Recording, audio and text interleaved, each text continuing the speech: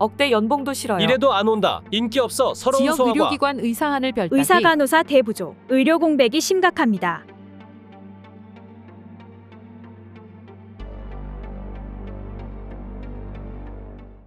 안녕하세요 시청자 여러분, 다래끼 전문 38년 안과의사 정근입니다. 눈에 생기는 불편한 다래끼 얼마나 불편하세요?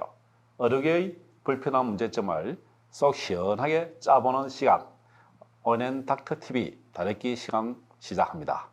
최근 경제협력개발기구인 OECD가 내놓은 자료에 따르면 국내 의사 연평균 총소득이 전체 노동자의 평균 임금보다 최대 7배 가까이 많은 것으로 나타났습니다. OECD 국가 중 1위입니다. 그에 반해 의사 수는 최하위권으로 나와 있는데요. 높은 연봉을 줘도 부족한 의사 수, 대체 무엇이 문제일까요? 오늘은 한국 의사들의 연봉이 높은가? 그 이면에 어떤 씁쓸한 속 사정이 숨어 있는지 각 분야의 전문가들을 모셔보고 이야기를 나눠보겠습니다. 오늘 함께 출연해 주실 정형외과 전문의 윤성훈 선생님 나오셨습니다. 그리고 행정 전문가인 김우택 선생님 나오셨습니다. 그러면 오늘 주 내용, 한국 의사 연봉이 언론 방송에 의하면 OECD 국가 중 1위라고 합니다. 어떻게 생각하십니까? 뭐 의사들의 평균 연봉이 적지 않은 것은 사실이지만 이제 상대적으로 이게 의사들도 임금 구조가 양극화되어 있는 것 같습니다. 의사들이 수도권에 집중되면서 수요와 공급에서 수요가 충분한 수도권은 상대적으로 낮고 또 수요가 부족한, 공급이 부족한 지방으로 갈수록 의사들의 연봉이 높아지는 어떤 그런 현상이 나타나고 있습니다. 그러면 수도권으로 갈수록 연봉은 적다? 예, 맞습니다. 그럼 지역으로 갈수록 연봉은 높다. 더 시골로 가면 더 많아지고? 더 많아지고 대신에 노동의 강도는 또 임금이 오르는 만큼 노동의 강도는 올라가는 노동의 강도가 많아지는 그런 추세. 자기 월급만큼 일을 한다 그 말씀이네요. 예, 맞습니다. 예. 그러면 한국 의사가 연봉이 OECD 1위라고 하는데 한국 의사 연봉이 왜 높습니까? 외국보다도 더 높은 이유가? 서울이나 수도권에 집중된 인프라로 인해서 서울이나 수도권 쪽으로 의사 선생님들이 많이 옮겨가고 있습니다. 그리고 집중이 되어 있고요. 제가 알기로는 한 54% 정도의 의사 선생님들이 서울이나 수도권에 있는 걸로 알고 있습니다. 그러면 나머지 40%좀 넘는 그 의사 선생님들 중에서도 부산이나 대구나 대도시로 집중되기 때문에 강원도나 이게 시골이나 이런 쪽 같은 경우에는 더더욱 의사 숫자가 작게 되고 그러다 보니까 임금이나 이런 부분들이 많이 올라간다고 생각합니다. 의사의 임금, 연봉이 수도권과 지방의 차이가 있다. 예. 그러면서 일부 도시에서는 연봉이 많이 오르고 있는 상황이다 하면은 예. 그 연봉이 어느 정도 될까요? 의사들 연봉이? 우리나라 통계청 자료를 보면은 의사들의 연평균 임금이 2억 3천만 원 정도 되고 있습니다. 그리고 전문의는 2억 한 4천만 원 정도 되고요. 일반인은 한 1억 한 4천만 원 정도 됩니다. 그래서 이거는 모든 의사들, 수련의를 포함한 모든 의사들의 연봉이고 예. 실제 수련이 끝난 의사들만 따로 평균을 낸다면 이거보다는 더 올라갈 것 같습니다. 지금 평균이 그러면은 연평균 임금이 2억 4천이다 하면은 월 한 2천만 원 정도 된다 그 말씀입니다, 그죠? 예, 그렇습니다. 그러니까 월 2천만 원이라면은 국민의 생각에는 세전 수익으로 말씀하는 것이다, 그죠? 예, 실제로 이 통계에 한 거는 세전 수입이 맞고요. 그렇죠. 그게 이제 실제로 이제 전문의를 딴 전문의들의 임금은 따로 통계를 낸다면 이거보다 상당히 더 올라갈 것으로 생각합니다. 그러면은 전문의와 전공의 그리고 전임이 다 합쳐서 평균 월 2천만 원을 수익을 넣는다. 예. 년 2억 4천이다, 그죠? 네, 맞습니다. 그렇다면 일선에 있는 전문의들의 월 수익, 월급, 연봉 어느 정도 되는지 실무를 담당하고 있던 분으로서 네. 말씀해 주실 수 있으시죠? 예. 세후와 세전이라는 차이는 좀 있긴 한데 쉽게 말씀드리면 퇴직금을 포함한 세후 금액으로 친다면 예. 세금을 다 포함한 금액이기 때문에 한 4천만 원 정도, 한 4억에서 5억 정도 사게. 한 4억 5천 정도. 예, 예. 그러니까 연봉 4억 5천 내지 6천만 원이 네. 일반 대도시의 전문의 연봉이다 생각하시면 되겠네요, 그죠? 그러면 지방의 여러 의사들이 그 연봉이 4억 한 5천 정도 된다면은 수도권은 어떻게 되겠습니까? 수도권 같은 경우에는 아까도 말씀드렸듯이 의사 수급에 전혀 부족함이 없기 때문에 그 연봉 자체가 좀 낮아지고요.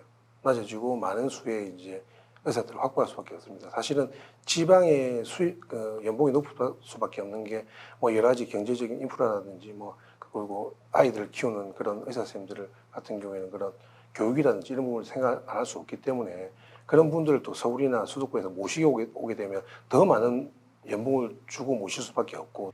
혹시 이 방송을 보고 조금 우리 시청자들이 오해할 수 있는 부분이 이제 지방으로 내려가서 지방 의사들이 어떤 임금이 높은 거는 사실이지만 이 분들의 일의 노동의 강도를 생각해 봐야 됩니다. 그렇죠. 노동의 강도를 생각한다면 이제 꼭 뭐 절대 숫자만 갖고 판단하는 데는 조금 오류가 있을 수 있고 또 지방에 있으면서 현실적으로 또 시골에 있으면서 대도시나 수도권에 자녀들 교육 문제나 이런 걸로 인해서 흔히 말하는 두 집 살림하는 걸 감안해야 되는 부분도 조금 있습니다. 물론 뭐 의사들만 그래서 하는 건 아니겠지만 어떤 그 수도권에 집중되어 있는 의사를 지방으로 유치하는 과정이 어떤 단순하게 어떤 임금만 갖고 해결될 수 없는 문제가 있기 때문에 그리고 자연스럽게 공급이 부족하면서 올라가는 부분들 또 그 노동의 강도가 올라가면서 임금이 올라가는 부분도 감안해서 조금 판단해야 될 부분이 있을 것 같습니다. 그럼 서울에는 국민의 수 1000명당 의사 수가 4.5명이니까 의사 수가 많이 가행돼 있고 지방으로 갈수록 대도시에서는 1000명당 2명, 즉 국민 500명 중에 1명이 의사이고 수도권은 220명에 국민 220명에 의사 1명이고 저 지방으로 가면은 의사 수가 거의 한 500명당 1명 정도. 500명 1명에 예. 그죠? 굉장히 의사 수가 모자란다 그죠? 그러면 환자를 많이 봐야 된다 그 말씀이죠, 그죠? 그렇죠. 예. 근데 이번에 충북 청주의 모 종합병원에서는 의사를 1명 구하는데 연봉 10억의 조건을 그렸는데도 1명도 안 왔다는 말씀 있는 거예요, 신문 뉴스에. 어떻게 생각하십니까? 예, 뭐 그 속사정은 정확하게는 우리가 직접 당사자들이 아니니까 알 수는 없지만 그 표면적으로 드러나는 어떤 이유들 중에 하나는 그 구인하고 있는 그 직종이 3명의 전문의가 필요한 자리입니다. 3명의 전문의가 필요한 자리에 1명도 지원자가 없으니까 그 1명을 어떤 고용하기 위한 조건이었습니다. 3명이 근무를 한다면 그 내걸었던 10억이라는 조건은 도저히 맞출 수가 없는 금액일 거라고 저는 추정하고요. 그래서 어떤 단순하게 금액만 볼 게 아니라 그런 숫자적인 어떤 그 필요한 인력의 수에 비해 것들을 고려를 해야 되지 않나 생각합니다. 그러니까 10억을 줘도 못 갈 만한 이유가 있을 것 같은 게 우리 지방 의료의 현실인 것 같습니다. 그러니까 그 신문 보도상에는 10억을 줘도 의사가 안 온다. 그 이유가 어떤 특별한 힘든 과에 3명이 있어야 될 자리에 혼자밖에 없으니까 그 의사는 그냥 반죽음 상태겠네, 그러면요. 그러니까 10억을 줘도 안 나는 이유가. 네, 뭐 흔히 말하는 뭐 정말 365일 24시간 근무를 하고 봐야 될 것 같습니다. 그렇죠. 그분 안 할 수가 없네, 그죠? 예. 3명이 해야 될 것을 혼자 사는데 거의 본인이 거의 죽음 상태 가는데 24시간 365일 하면 누구도 안 간다는 거는 충분히 의사로서는 입장을 이해하는데 국민들에서는 이해를 못 가다. 그죠? 충분히 이해되는 입장인데요. 그럼 수도권에서는 얼마를 받고 있는지 사실은 어느 정도일까요? 수도권에서는? 수도권은 그 지방에서 받는 연봉의 한 3분의 2 정도 수준. 그죠? 예, 그 정도 수준으로 받고 있는 걸로 알고 있고요. 그래도 3분의 2 정도 수준도 대학 교수님이나 아니면 종합병원에 조금 오래되신 그런 선생님들이 그렇게 받고 있는 거고 대부분은 다 3분의 2까지 안 되고 뭐 절반에서 3분의 2 사이 그렇죠. 정도로 알고 있습니다. 예. 아까 의사들이 연봉이 작아도 월급이 작아도 수도권에 머물러 있는 이유가 뭐라 생각하시죠? 가장 큰 이유가 교육 인프라가 지방보다는 그래도 수도권이 좋은 점이 많고 어떤 문화적인 혜택 또 이런 면에 그 수도권으로 집중할 수 있는 가장 큰 이유인 것 같습니다. 근데 의사가 그리고 지역에 오면 월급이 많은데 월급이 적어도 편한 곳에 있고 싶다.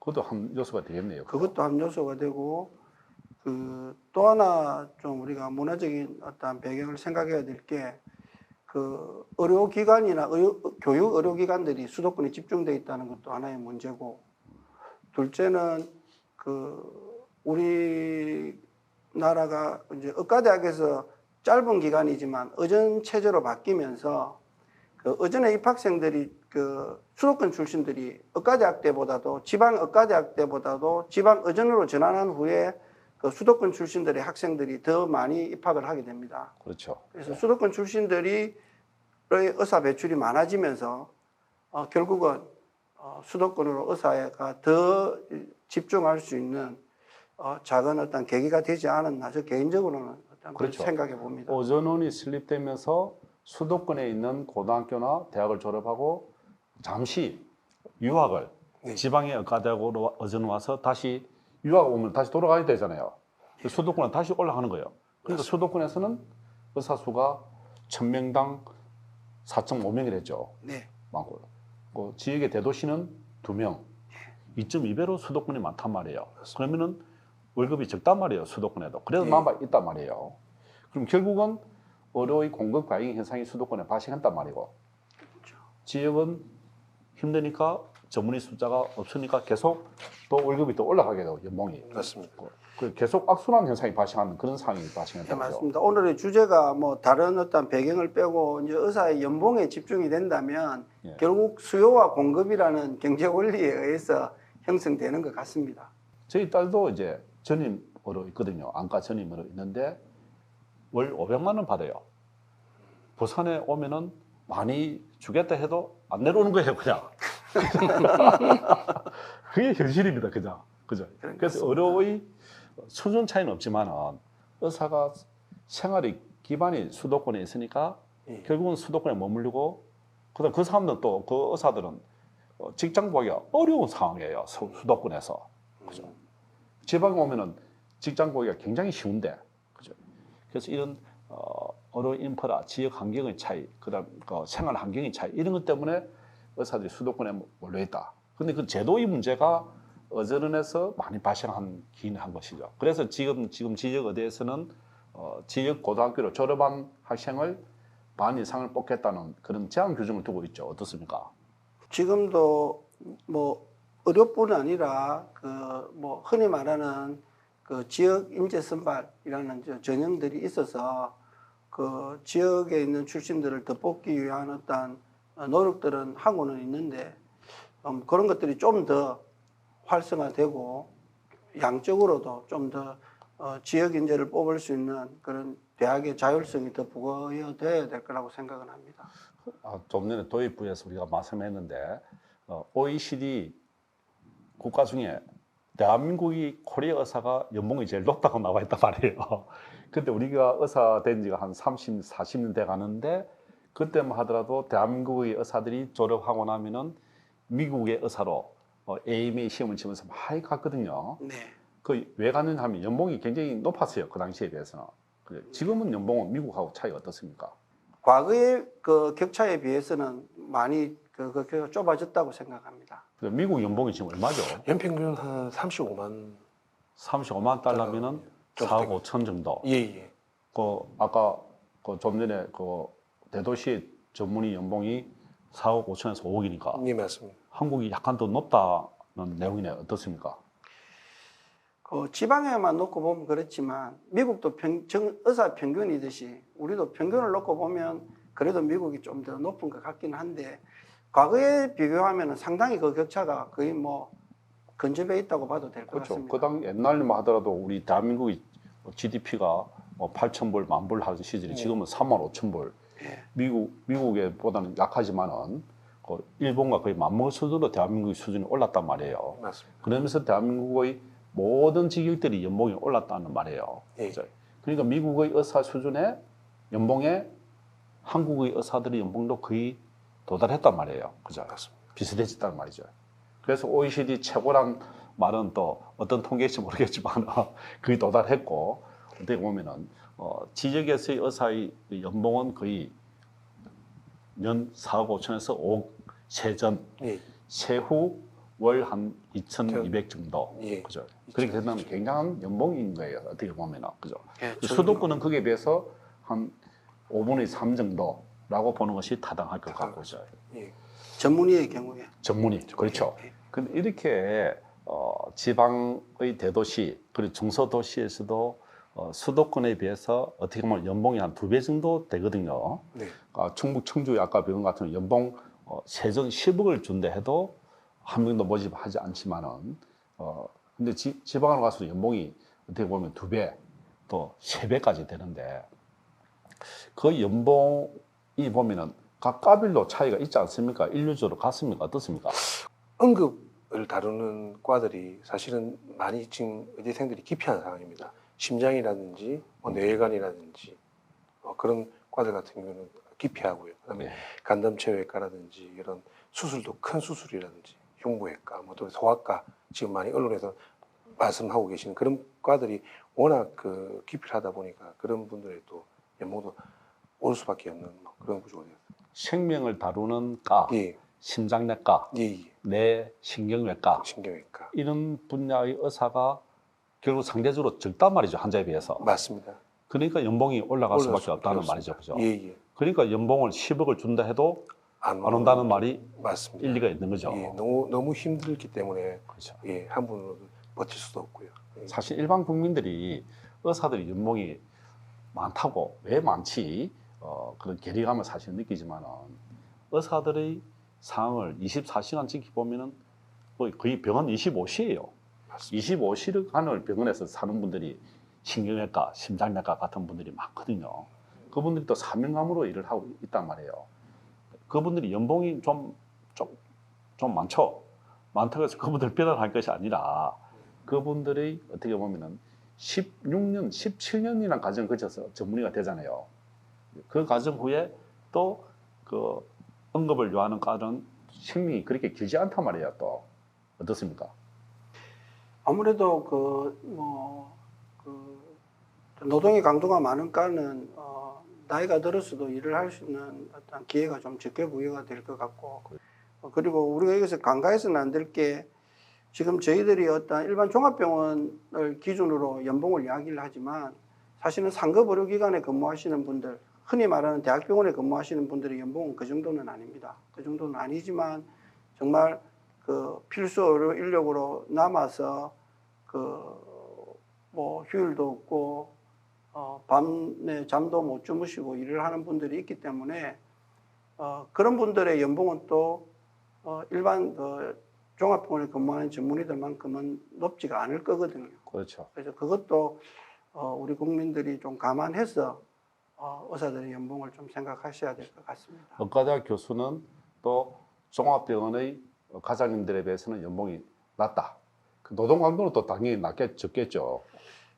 그렇죠. 고난도의 수술이나 환자를 보는 것은 맞지만 이제 노동의 강도는 또 높을 수도 있고 높을 수도 있지만, 근데 그렇죠. 꼭 일률적으로 말하기가 참 어려운 것 같습니다. 그렇죠. 부분은. 의과대학 교수님들의 일주일에 강의날 포함해서 진료 시간 일주일에 한 이틀 반 정도 정도 되고 나머지는 연구라든지 그런 부분에 참여하기도 하고, 예, 맞습니다. 또 종합병원이나 이런 일반 병원에서는 의사들이 하루 종일 진료와 수술을 해야 된단 말이에요. 맞습니다. 밤에도 또 응급 나와야 되고, 그렇기 때문에 연봉이 높은 것은 그 차이는 어쩔 수 없는 현상이죠. 그죠? 네, 충북 청주처럼 10억을 줘도 의사들이 오지 않는데 그 의사 모집 어떻게 하고 계신지 어려움 없는가요? 어떻습니까?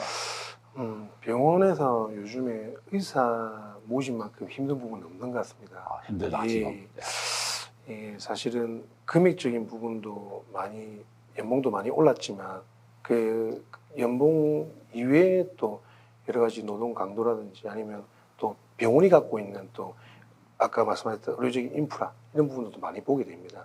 예, 그렇게 하기 때문에 여러 가지 조건들 그리고 기본적으로 높은 연봉 플러스 여러 가지 조건들이 있기 때문에 의사 구인은 점점 더 힘들어지고 있습니다.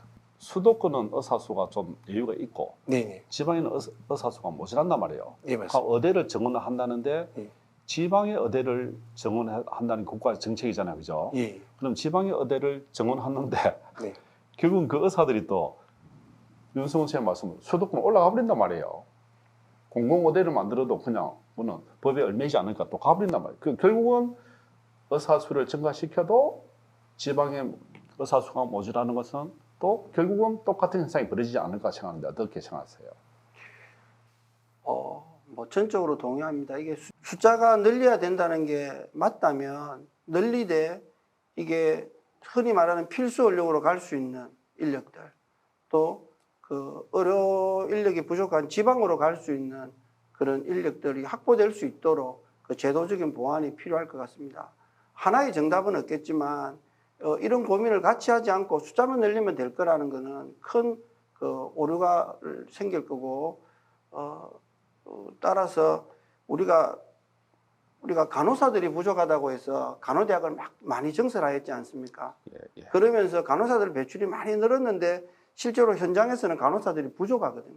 그렇죠. 그거는 이제 그런 어떤 그 숫자만 늘리는데 어떤 집중하고 인력의 어떤 균형 배치나 이런 데 대한 고민이 적어서 생긴 결과라고 생각합니다. 그래서 그 의사들의 정원에 있어서도 똑같은 실수를 반복하지 않으려면 그런 단순한 숫자만 늘려서 될 게 아니라 그런 지방이나 또 필수 인력으로 갈 수 있는 이런 제도적인 장치가 같이 이루어져야 될 것 같고 저는 한마디 말씀드리면 지금 숫자 당연히 늘려야 된다고 생각하는데 숫자 늘리는 방법이 뭐 의대를 다시 새롭게 만들고 뭐 의대에다가 그 인원수를 정대하는 것보다는 지금 기존에 있는 종합병원들 그러니까 규모가 있는 종합병원들 내에 그 의대라든지 신설할 수 있는 그런 부분에 대해서 실질적으로 바로 기반이 돼 있는 그런 상황에서 숫자를 늘리는 게 그게 맞다고 생각을 합니다. 어떻게 보면 종합병원이 우선이냐, 의대가 우선이냐.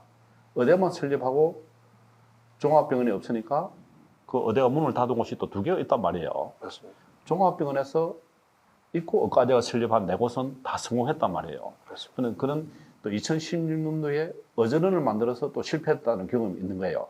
그 반면교사로 삼는다면 과거의 적격들을 그래서 그 부분들이 앞으로 의사가 부족한 부분, 그 의사가 부족한 부분이 수도권도 과연 부족한가? 그것도 분석해 봐야 되고, 그리고 지방에 부족한데 지방에 부족한 것을 어떻게 채울 수 있을 것인가?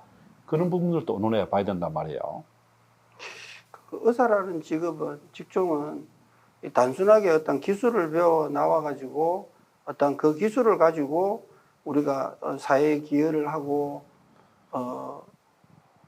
뭐 자기의 수입을 창출하는 어떤 이런 직종이라기보다는 상당히 어떤 흔히 말하는 그 모랄리티, 도덕성의 어떤 기반을 둔 사람들이 의료 행위를 해야만이 제대로 된 의료 행위가 된다고 저는 생각하는데 그리고 이게 그 의료 기술이라는 게 하루아침에 습득할 수 있는 것도 아니고 상당히 긴 기간 동안에 학습량도 많고 수련 기간도 길고 한 이런 부분이기 때문에 그 아마 우리가 숫자가 필요하다 하더라도 그 충분히 교육할 수 있는 그런 여건이 되지 않는 상황에서는 숫자를 늘리면 의미가 없다고 생각하고 그런 그 교육이 충분할 수 있는 그런 여건에 발을 맞추어서 필요한 인력들을 배출을 하는 게 우리가 실패하지 않는 어떤 그런 의사 숫자를 늘려서 실패하지 않는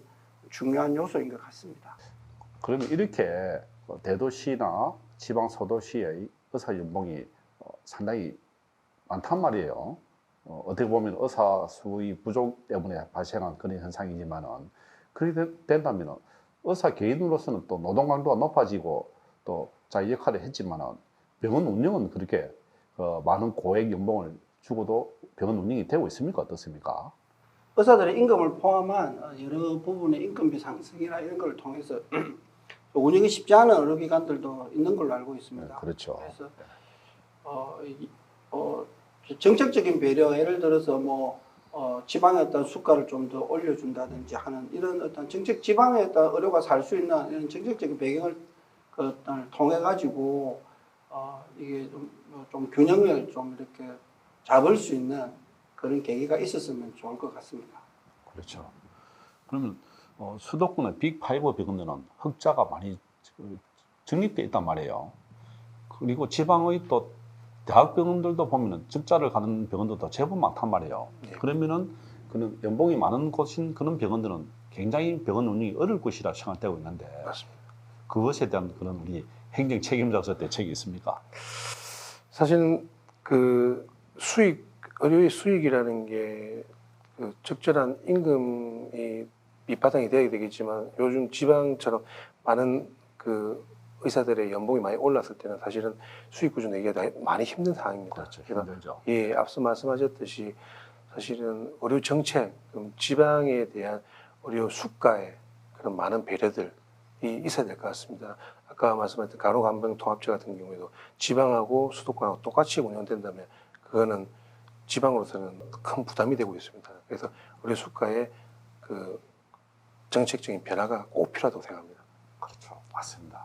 이런 우리 수도권과 지방, 지역의 어로 차이 그런 부분들을 해소할 수 있는 많은 정책에 대한 의견들을 정부에서 듣고 그래서 지방의 어르신들의 이야기를 진솔하게 들을 수 있는 자리, 정책에 들어갈 수 있는 그런 자리를 마련해서 의견 수렴이 된다면은 수도권과 지방의 어로가 균형 있는 발전 되면서 결국은 이익은 국민들에 골고루 줄 수 있는 그런 혜택들이 주어질 것이라 의심치 않습니다.